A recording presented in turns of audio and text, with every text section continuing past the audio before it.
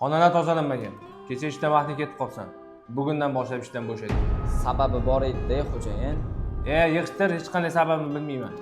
Kecha oyligimni olib, Piskent tumanida yetimlar uchun 3 ta uy qurilyapti ekan. Shunga meni ham qissam qo'shilsin, oxiratim uchun zaxira bo'lsin deb son qilishga borgandim. O'zi men seni hurmat qilardim.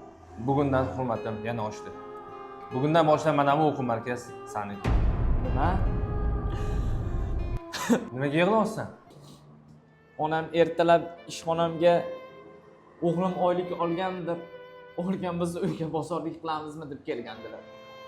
Yetimlar uchun qurilgan uyga ehson qilganimni eshitib, onam shunaqangi yig'lab duo qilgandilar. Mana shunday joylarga rahbar bo'lgin degandilar.